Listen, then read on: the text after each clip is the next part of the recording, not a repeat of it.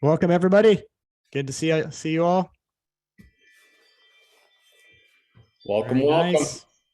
Carl, how you doing? No, I'm doing, Cassidy, doing good, man. How are you? I'm doing well. I'm doing well. I'm looking forward to this conversation. Let's give it a Yeah. few minutes as people join. Why people join? Let's do some intros. Dan Case, how you doing, Dan? Welcome. Thank you. Doing great. Thanks for having me. I'm pretty excited. Yeah, intro. I guess I'll introduce myself. I'm the creative director for Refine Labs, and I've got about 17-ish years in the creative industry. Done everything from design to advertising, broadcast, marketing, you name it. I think at one time had to choose the paint color for a client's bathroom wall, which was always a fun assignment. Is that the highlight of your career? Yep. I'm sure it still is there. They're probably, every time they walk in, they're like, this paint color is amazing, thanks to me. So I also, I spent maybe the last 5 years or so just leading teams. So kind of a transition more into creative direction and leadership. And right now I'm from Grand Rapids, Michigan, but we're living in the Patagonia region of Argentina. So doing like a year-long field trip, sort of a crazy experiment with I've got 4 kids. So we thought, wait a minute, Dan. Hold on. I didn't know this. You're in Right now? Argentina. Right Like now, you're there? right now, I'm there right now. What? It's Argentina is great because it's only 1 hour difference. So it's 1 hour east, basically. So I can work the Eastern time zone. There's good internet here. I'm in Bariloche, which is it's a tourist destination for the most part. So there's solid infrastructure and everything you need. Occasionally the power goes out, but that's about it. Dude, I had Wow. no idea. Yeah. So we do a lot. We're hiking mountains and I don't know, seeing stuff, learning Spanish. That's awesome. How's your Spanish, Dan? It's coming along? It's coming along slowly. When we moved here, I had no Spanish, and now I'm getting there. I'm getting there. Yeah. A lot of I people can order food. speak English out there for the most part. Locals. It's yeah, for the most part. Yeah. There's quite a few. It's probably their second language. So I would say 75% of the people speak English. Cool. So for those listening, if you didn't know, we're just here to interview Dan today. Yeah. That's it. I'm just kidding. Everybody's That's like, amazing. To it. Yeah, exactly. That's amazing, Dan. Well, enjoy your time there. I'm getting thrown off by Carl sitting in a different room than I normally see him.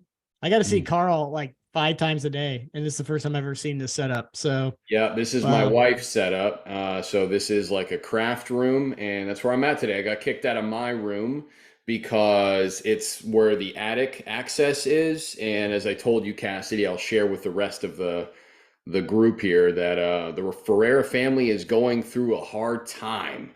We need one of our HVAC units replaced, and that's happening today. So I'm like, ugh. So it's hot. And, I have to unfortunately cut a large check today. So I've been better, Cassidy. I'm not going to lie to you, So I may need some therapy later.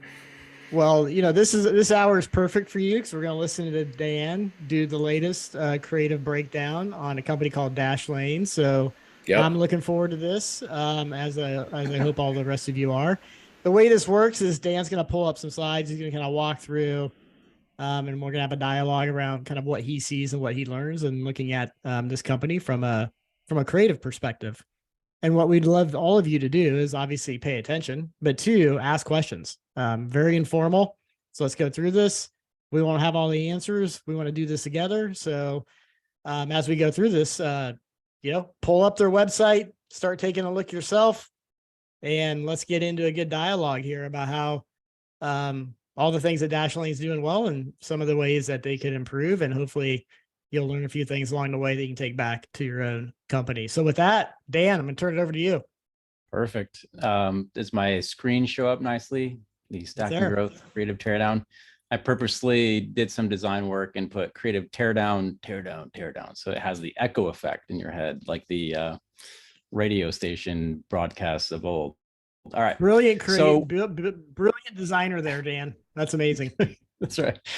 So Dashlane, this is the company that we're going to go over today. This is a super interesting one. Carl and I were talking earlier. We're trying to figure out like, hey, what companies like should we present? Let's look at some different options. And Dashlane's one of those companies that lately they've been doing a lot of cool stuff. So sometimes it's like you could take a couple angles with this, right? You could say, all right, what are some companies that's doing nothing right, and then we can like show them how to do things right.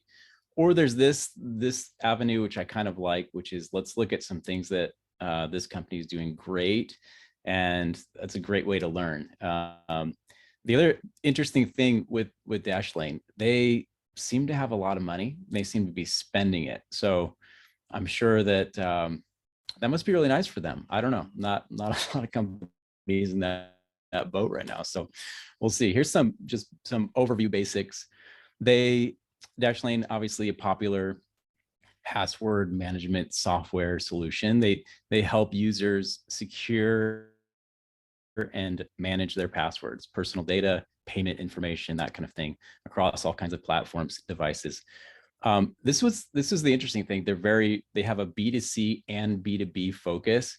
You'll see that in their website. There's like a toggle in different places where you can sort of switch the website up from like a B2B focus and a B2C focus.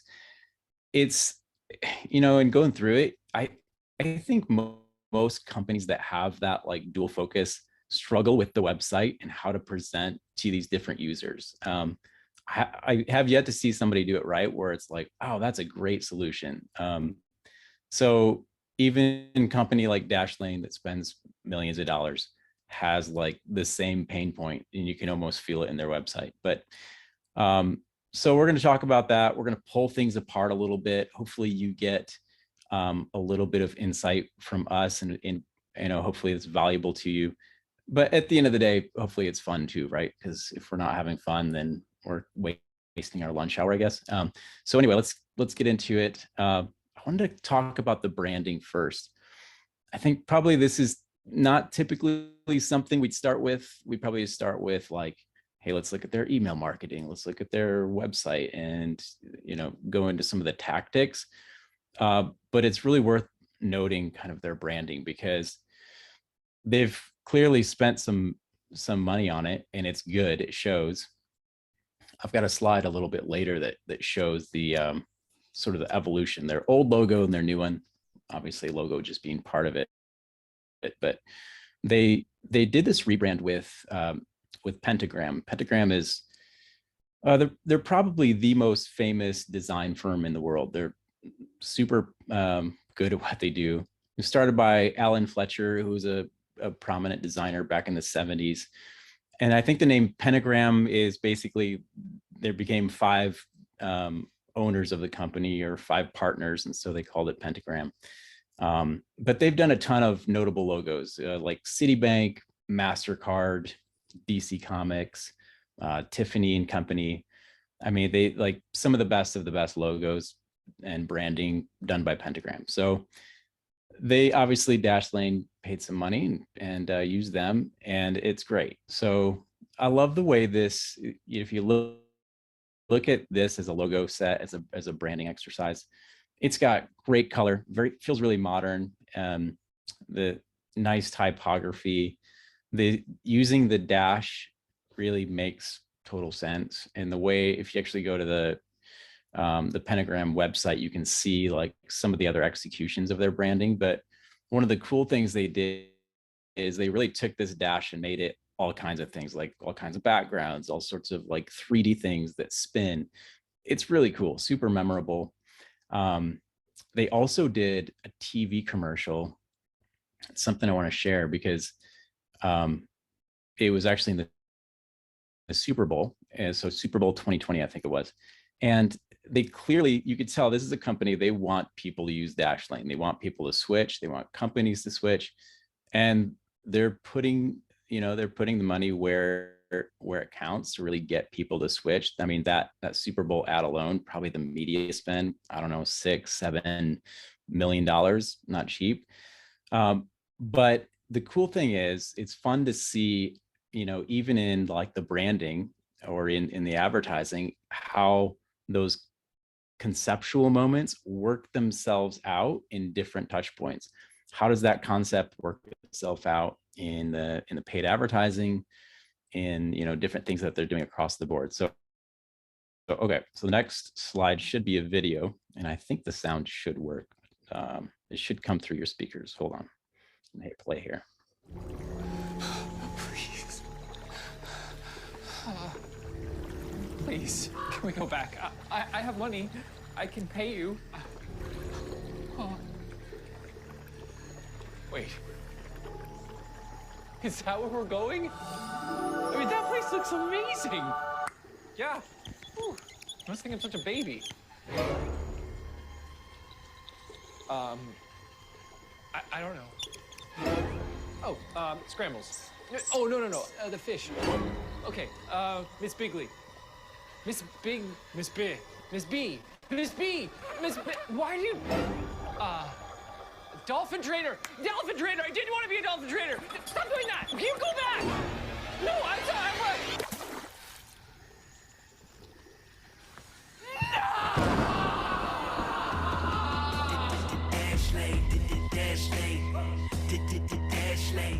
All right, so obviously a fun spot. They spent good money on it and they did it right?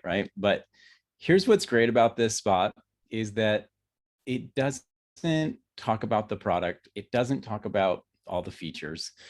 It doesn't go into a whole lot about really what it does. It talks about the pain point, and that's it. It just takes one pain that we've all felt it, right? When you forget your password too many times and that moment of total defeat, they just capitalized on that one little moment that is an emotional connection that we've all felt, and they overemphasized it, right? They went into hyperbole mode, and that really works. In fact, that's a great, you know, as I lead creatives, like this is one of the main levers that I often talk about, and how to get people, how to get the teams to deliver better ideas and better creative, is sometimes it just takes focusing, finding that one pain point, and then just exploring it just a little further to where you get into some hyperbole, or you get into an area where you start to really feel the emotion of what that feels like when you've been through that pain. So that, and then of course when he opens his mouth and it's like a series of the same shot over and over again, which is just weird and fun. And then the ending of a guy running mid-air and the cool hook, all of it's great. All of it works together. So I think there's a lot to learn as far as Dashlane's advertising, and obviously they did a great job with it. But you know, that kind of stuff, you can take an ad like that and really build it out and be like, all right, what's the same sort of pains that my customer goes through? Like what ticks them off when they like are going through a process that we solve, and then how do we talk about that in an interesting way? So anyway, love that. Yeah, Dan, when I want to jump in, there's something that Sorry about that, go ahead. there's something here that I think is important to point out, and that is, this isn't Nike pointing out the pain, or, you know, some consumer brand. This is password security. And so, you know, often what I hear in the B2B space is like, listen, we can't do anything fun and cool because we sell something boring or serious. I'm not sure you get any more boring and serious than like security and passwords, but they've actually been able to level that up. So I think we're not all going to go off and spend money on a Super Bowl, but I think your point of being able to focus on the pain and kind of bring it to life and make it human for the rest of your audience is a key one. Yep. No doubt. Yeah, no more boring products. Yeah, there are no boring. Yeah. No boring products. Only boring people. I love it. Right. And I think that is such a key point, that there aren't boring products. The fact is, if all it takes is not being boring, I think in a lot of times in our intro slides to new customers or pitch decks, we'll even talk about not being boring, which sounds a little harsh, but it's like, it's true. People there is a reward if you can entertain people just a touch, and that really grabs their attention. I used to have a creative director that would say, you know, when you pitched a good ad to him or a good idea, he would say, yeah, that's the kind of idea that like sticks to the roof of my mind, which is sort of a funny way to say like, oh yeah, like that's something clicked in there that I'm going to remember, you know. But some takeaways here. Obviously the advertising's memorable. The music hook is great. The new logo in branding, the new logo, you know, you could tell it's formatted for a new generation of kind of web design and how we use logos in today's environment. Very recognizable.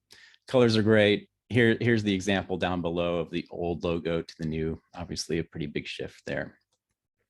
Dan, do you mind if I ask a few questions here that would be going through my mind as I hear from you? One is, how do you, as a designer, why does this resonate? Meaning, from the outside, I'm like, yeah, the logo looks better. But you pointed out a bunch of things around the flexibility, the design, and the branding gives to you as a creator. Can you unpack that a little bit? Like, what are you looking for when you think about a system here, a brand system or a design system that others may want to keep in mind as they go down this path? Yep. So when you're employing design, you end up having some choices to make. You can find a really good photo, find a nice line, put it on the website, put it on your thing, find some nice colors, and put them together and make them look good. And that's fine. Most people can do that. Most people will do that.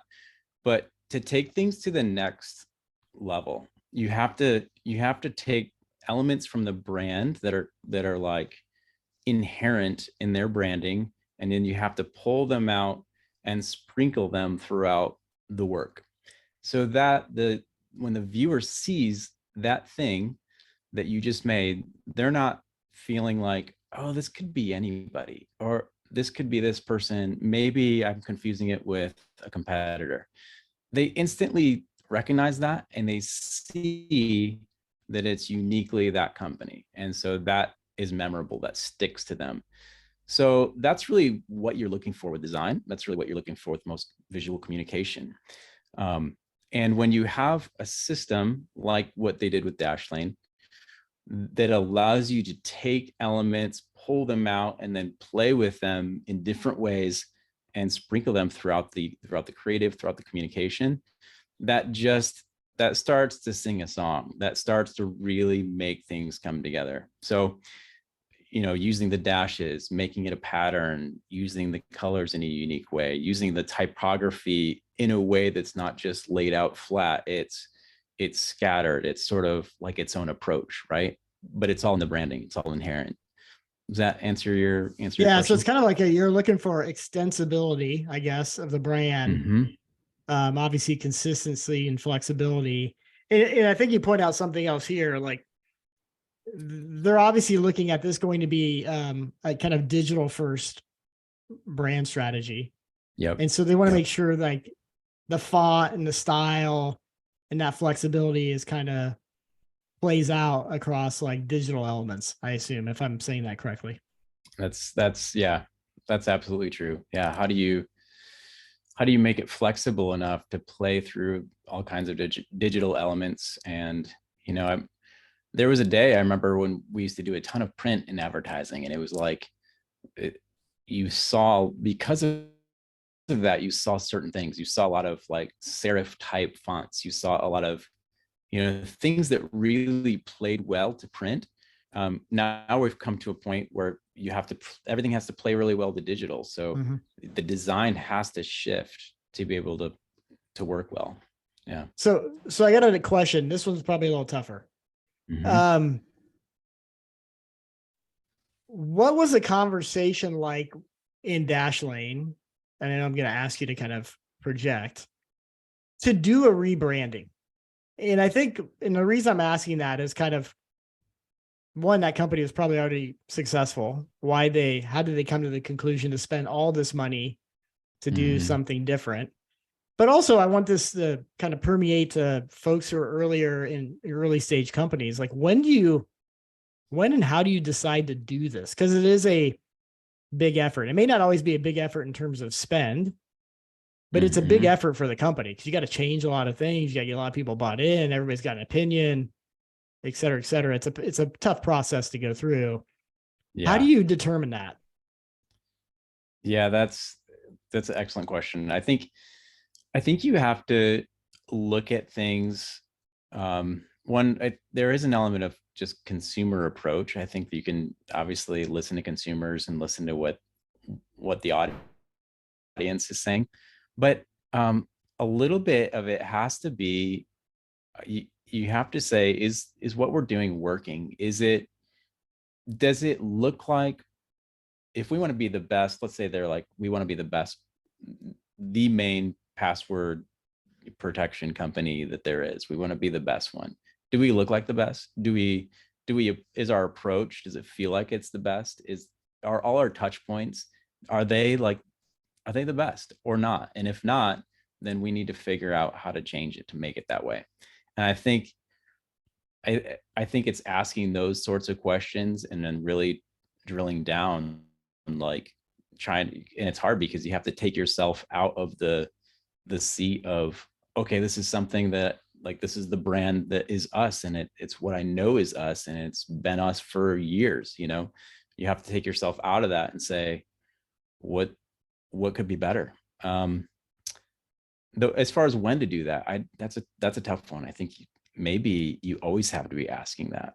So, and as far as when you pull the trigger, that's a tough one. I don't know. Yeah, I've always found, and kind of playing this back, I've gone through this several times at companies, often it being my idea, for better or worse. And one thing I noticed in doing that is either at a major inflection point in the company's direction, where you need to kind of, for lack of a better word, grow up or present yourself in a different way. Or I've gone into companies where the brand didn't reflect the culture and the personality of the company. And so the people, the drive, the direction, the vision of the company was one thing that I observed inside the company. And then the way we portrayed ourselves externally didn't match. And to me, that was a problem because we couldn't demonstrate a level of authenticity about who we were and kind of how we see the future, if the design and the brand element of that did not allow us to give us the room to do that. If that makes any sense. So part internal in terms of does this really represent who we are today versus maybe who we were when we started the company 20 years ago? And then two, look for kind of a major inflection in kind of the direction of the company and kind of reassess, do we need to take the brand in a different direction because we're going in a different direction as a company? Kind of just two checkpoints. I have one thing I'll add there, Cassidy, to that. I think those are two great checkpoints. And again, as a salesperson talking about when you should do a rebrand, right? So grain of salt moment here, everyone. But I do talk to a lot of marketing teams, obviously, all day long, selling Refined Labs. And I think another thing to consider is maturity of the current marketing, right? I wouldn't probably initiate a big rebrand if we're not winning on other directly attributable channels, right? If we're still figuring out how to make Google search work and LinkedIn work, and our maturity of our marketing strategy is still sputtering or struggling, brand is not a silver bullet. It'd probably harm you to go through this transformation at the wrong time in your kind of marketing strategies maturity. If you look at big rebrands that I admire, like Dashlane or Clary, right? Recently went through a big one. They were winning already. Their marketing engine was humming. And then they were rebrand is this doubling down, this elevation from a really strong foundation that they already built. So that's kind of a third marker that I would think of if I was, a marketing team. I think the timing matters as well, as far as, again, maturity of your marketing org. If you have a bunch of things to do, and like, again, LinkedIn isn't working, or should we do a rebrand? I'm like, you should figure out the basics first and have the foundation, and then use a rebrand later on as like an elevation point. So anyways, those are my thoughts from the peanut gallery. Carl, that's Those are- pretty good for a sales guy. See, I Yeah. told you, man, I know some stuff here and there, I read blogs, I listen to when you and Sydney and Dan talk. So I'm learning something here. I think it's because you're sitting in your wife's chair. I don't Probably. think you would have ever came up with this in your normal There is some office. inspiration to be had in this room with like the past Yeah. pink wall. So You're crafting in between meetings. that's right. I think you bring up a good point, though. We won't go on this too much farther, but for a rebrand to happen, as leadership, you have to have clarity on where you want to take the brand and what you want it to be. Absolute clarity. That has to be, otherwise you're going to walk into it and it's just going to be a lot of opinions and it's going to get real messy. But when you have clarity on where you want to go and what kind of company you want to be, and where you're heading, that makes everything easier. All right, let's keep going. Let's look at the website. Let's do it. So website's kind of interesting. I think they spent a lot of money on their branding and advertising. The website, I don't know. I can't really tell if they spent too much. Here's the thing. This is the homepage. And you can see right here there what I was talking about earlier. For your business, this is clearly B2C, and then for you being for you being B2C. And I found this experience to be a little clunky. When you click on For You, it actually goes not to another page that explains things, which was what I would expect. It actually goes to a Google Chrome, I don't know, add-on or whatever they call those, extension, which to me felt like a little bit of a jump. It was a little strange. When I look at the site, there's obviously some good things they're doing. It's always nice to have this, 2.5 billion credentials, all these stars, all these stats, it makes it feel pretty trustworthy. As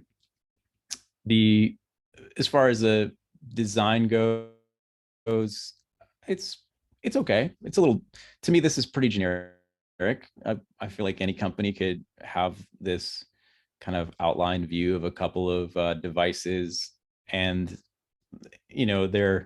what they're showing within them, I don't know, not that special. Like, it doesn't really make me want to use the product. I'm not like, holy cow, I gotta switch my password manager because this looks sweet. I'm sort of like, all right, probably just the same as what I have. Dan, I wonder why you're touching on something, right? And this is something that I'll bring up when we look at like their social ads. But Dashlane does a really good job talking about like themselves and like why us, and they skip the why change conversation. Like, they don't really explain to me like why I should change, either from like LastPass to Dashlane or from no passwords and all of my passwords being Harry Potter 123. Right? They don't really like compel me to be like, hey, why should I change? I think another question I wanted to ask you about this kind of like header area in the website, this hero image, is I wonder why would a design team opt to not use product screenshots and opt to just create like these images? And maybe they're like sort of reflective of the product, but I don't know. I feel like it's a good opportunity to just show us the product, and they chose not to do that. I wonder why. Yeah. Product's ugly. I don't know, right? Maybe it doesn't look very good, and so they had to do this, but I don't know if you have any thoughts there. My guess is, again, from my design background, I would do that if the product's ugly. If it doesn't really shine well, okay, let's make something that makes it work and makes it communicate what the product does. There's a trade-off though. As soon as you do that, it starts feeling generic. It starts feeling like, oh, this must be, I don't know, maybe a mix of like stock vectors, and it's just sort of put together. It's, it's not very memorable.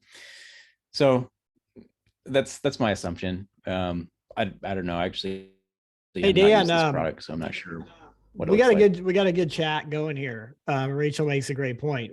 It seems like all they've taken from the rebrand is the logo. It feels like a different brand. Where's the application of that incredible color palette? Where's the application? Oh my goodness, such a great point. And you think, if go back to that spot, what was that spot? It was an emotional response, right? So here you have totally the opposite, where this is like very technical and cold, informational, security first.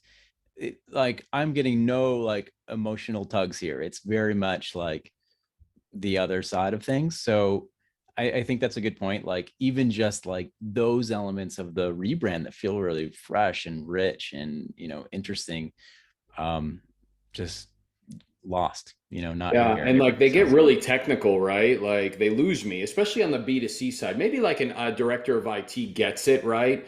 But like when you're talking to your B2C customers, which is difficult when you have B2B and B2C, now you're funneling them through the same website. It's like, what messaging do you lean towards? But like our zero knowledge patented encryption means not even we can see your passwords. Like I don't even know what really like that means, right? Zero knowledge patented encryption. It's like, okay, not even we can see your passwords. I didn't even know that that was a thing. Like why I would assume that the company like stored the passwords, I guess not. So that's I, cool. I don't know, right? There's this huge gap in education that I still need, and Dashlane just like hits me with technicals. I think a lot of B2B companies, I see this quite often, and is we tend to come up with cool phrases, like zero knowledge patented encryption. But when most people are looking for like a new password manager, they're not sitting down and be like, all right, Google, show me the ones that have a zero knowledge password patented encryption. Most people just don't talk that way. They don't think that way. And so I think there's an element there of like, maybe going a little too far into their own heads, and that happens all the time. Yeah. I don't like this messaging at All all. right. It doesn't, I mean, clearly doesn't work for a consumer, but I'm skeptical this works for a IT manager. Well, and look, I use LastPass. LastPass actually says the same thing. So they also claim to be a zero knowledge patented encryption and that they don't see your password. So even if you're comparing options and you're really trying to like run through a fine tooth comb, it's actually not a differentiator. A lot of them now claim zero knowledge patented encryption. So Interesting. Maybe the never been breached, but I'm not sure. Are like password Yeah. companies getting breached all the time? I don't know. But anyway, It, a lot of right. work there I on the mean, messaging. I would think that's table stakes, right? That just things don't get breached. Security, it would be like the main thing you need, right? All right. So this was the second section down from their page, and this is where it kind of fell off the wheels for me. I think there's a lot here, too much. Websites are great for, obviously you want to inform your consumer. You want to make sure that they know like what it is that you do very clearly, very concisely. But when it all is on one little section, it's just too much. Very noisy, hard to digest. Yeah, Carl, totally. And visually, so even just the visuals, there's just a lot going on. This could be simplified a lot. One of my biggest pet peeves is when a company says something like simple password management across all devices, and the page is massively complex. Mm-hmm. Dude, if you're gonna say you're simple, everything's got to feel simple from a brand. Like if that's a brand pillar, then make this thing really simple. Yeah. It just feels like it's words on a page. This is a disaster. I mean, Yep. I love the branding, but like when we get Branding's to the great. website is like Website falling apart. Yeah, if I'm if I'm in charge of looking for a new password protection place, or if I'm even just a consumer looking for it, and I go to this section, like you just made my day worse, and I just don't need that. I don't like, my brain now hurts, and I'm closing it down. So yeah, it's tough. Yeah, Carl, you said something else earlier too that I keep coming back to. Like, why am I not? I'm seeing all these vague, conceptual designs of the product over and over as a theme, as a design theme. Yeah. And I'm just Yeah, like this. I don't know. Show me the product. I don't. What's going on here? Yeah. Yeah. What are they hiding? Yeah, yeah, they're maybe hiding something. Again, maybe the product just hasn't caught up. Again, another thing, I go back to like my just like why change sort of mental model. If I'm especially B2C, or if I like it's 2023, like if you're not using a password manager, you're not convinced that you need one, right? Like, so I need to be educated that I need one, and there's just none of that. Like, why do I Mhm. need dark web monitoring? Like, why do I need Why a do you need one-click password and form? Like, there's just like they skipped a step, right? And I think it harms them Yeah. both here and also in their advertising. Oh, one of the things I tell clients often is that in marketing and advertising, all you're really doing is you're just an Uber driver for thinking. You want to take the consumer, the person that's looking at this stuff, you want to take them from where they were to where you want them to be. And that's it. You're just an Uber driver with your messaging, with your website. That's all you're trying to do. And I think like when you look at this, it's like they're trying to do it, but you're taking so many turns and there's traffic. I don't like the smell of the car. There's just too much. I'm getting out, so all stuff to think about. Yeah, more. I'm just going to go through this a little bit. This one looks a little cleaner. There's some things on there. Pricing feels pretty straightforward. Let's go to the takeaways. Security first, obviously, that's a nice differentiation. I could see that working well within the matrix of communications. It is the language is they do use consistent language, which is always good. It's clear. It gets a little muddy when you add on too much of it, right? There's a lot of trustworthiness. They've got the little icons and the stars. It's always good to establish like, hey, we're not just coming at you from somebody's basement. We're a real deal. Dark web scan. I didn't know what that was until I visited this site. So that was nice to get a little bit of learning of like, okay, like, do I need a dark web scan? I didn't know I did. I was sleeping fine and now I'm not. Like, what's happening? So there's some design pros. Obviously, they do use hierarchy, white space, color, the regular layout. This is a very standard layout, actually, when I think about it. A lot of companies use this layout. Dark web doesn't equal dark social. Yeah, I think those are two different things. I'm not sure what comes up on the dark web when you sign up for this company, but who knows?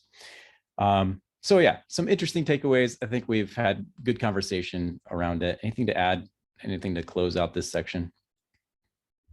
I think the same thing we all pointed out. Like this, we thought we were looking at after the brand review, we were looking at a company that had their shit together, right? Yeah. Like, damn, this company's, I'm impressed. And then we get the website and we're like, this feels like a different company, as Rachel said. It's what happened here? Is that the second half of 2023 project, or did they just miss it? They ran out of money, completely man. different. There's that Ran out $10 of money. million, there's that $10 million Oh. spot. They're like, we need to budget this for last year. We're Right. over budget here.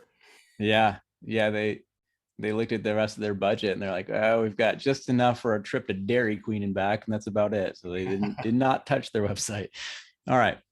Okay, let's go through the paid social. So this is one ad that I think the first ad that I saw from them, and I was like, yes, this is sweet. This is really a great paid social ad. It's concept driven. It obviously uses their branding. It feels cool. It has this forgetting passwords is just a great line. It's a memorable line. Like my old creative director would say, it kind of sticks to the roof of your head, and it's just very simple, right? So one of the things that is the biggest challenge, especially for B2B companies, is how do you go from your paid social being a headline that's good, that talks about your product or says something, a visual that's nice, that maybe a stock photo that illustrates the headline. How do you go from like that matrix of regular stuff to this world of like a concept, an idea, something that feels different? And that that small difference, sometimes even a big difference, really is what separates, I think, good advertising to great advertising. And I think it all has to do with the idea, the approach. Ideas are unique to the human experience. Robots can't do it. AI can't do it. AI can come up with great lines, but only we can come up with, as humans, great ideas that are rooted in some sort of emotion, that are rooted in some sort of history that we have.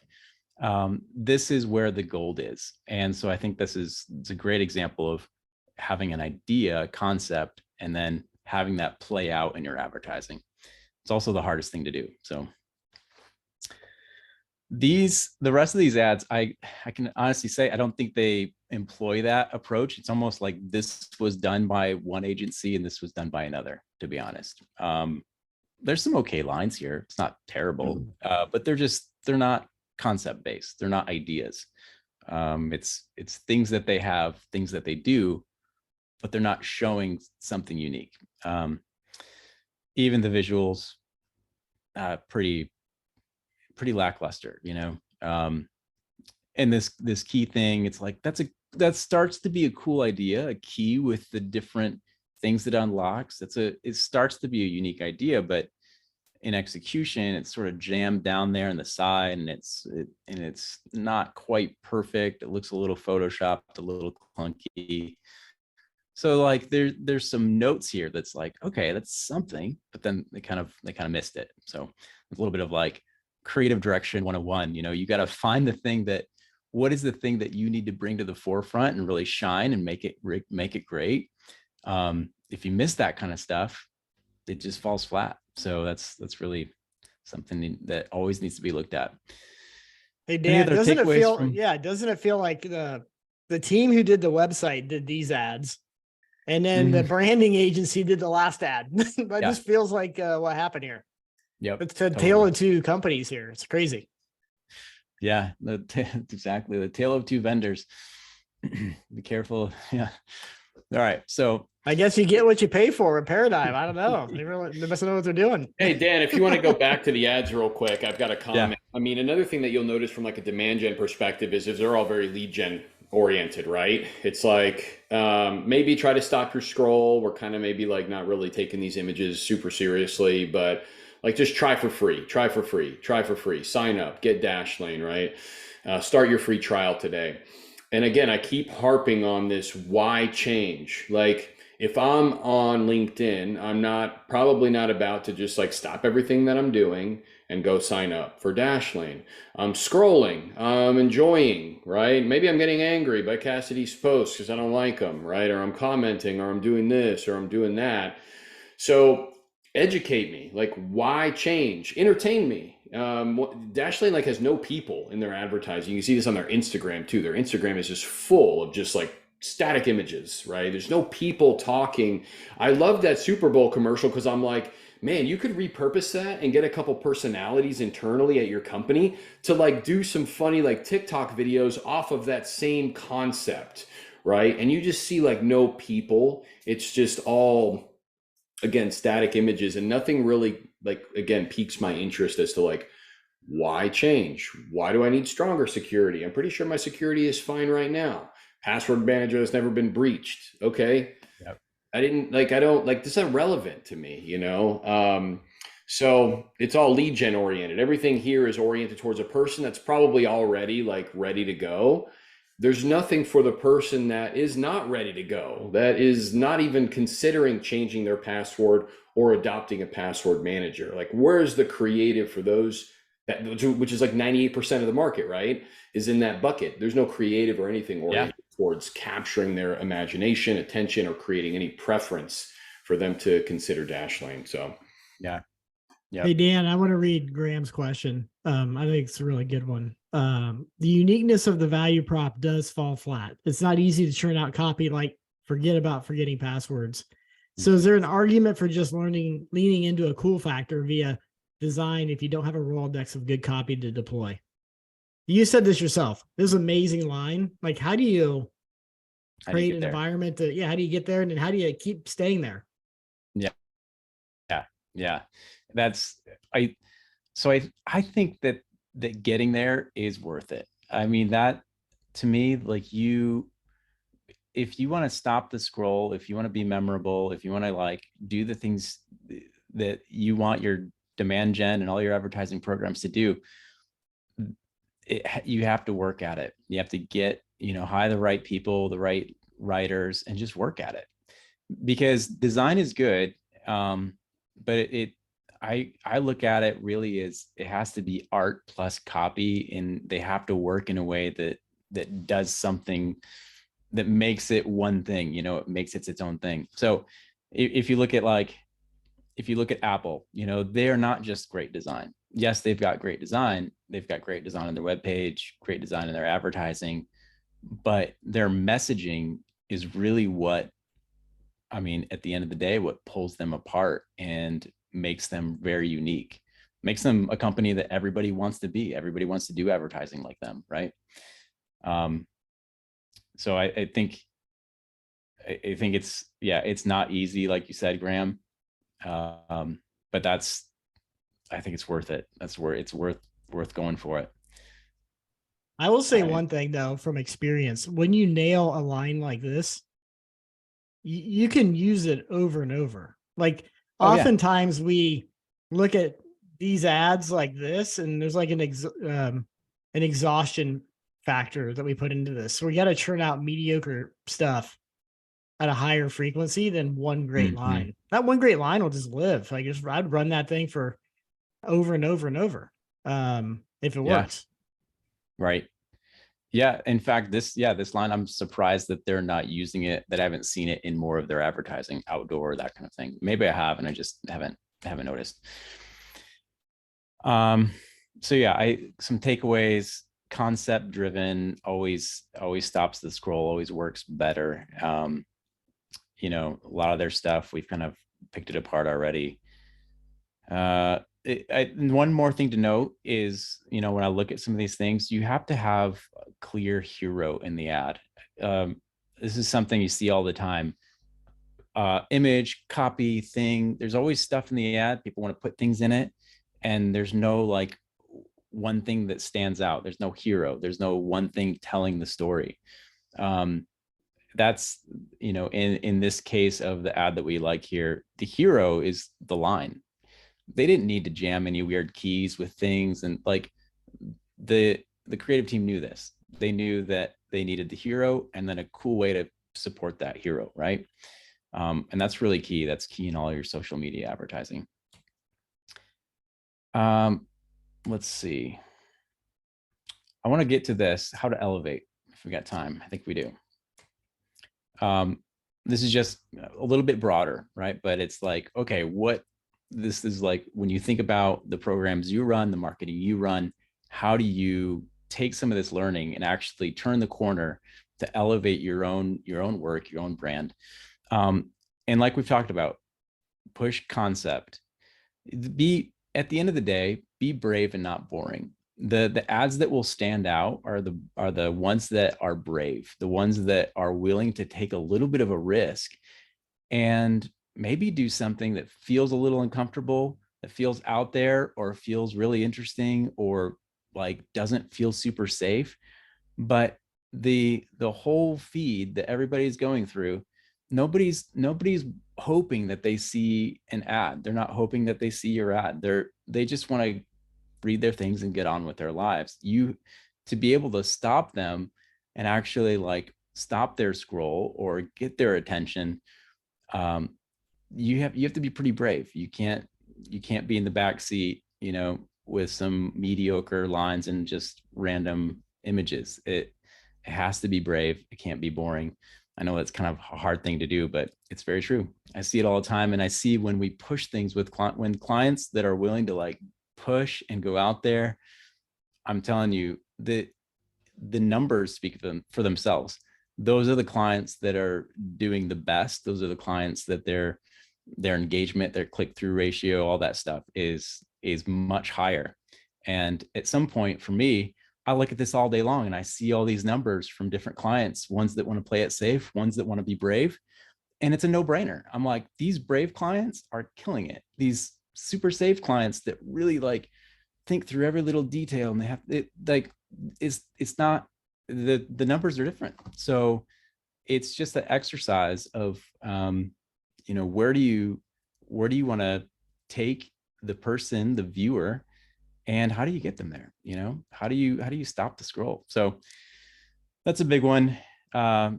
Unique branding, I've talked about this. Infuse your brand. That's so key, to infuse your brand, because you want to be uniquely you, right? Push boundaries.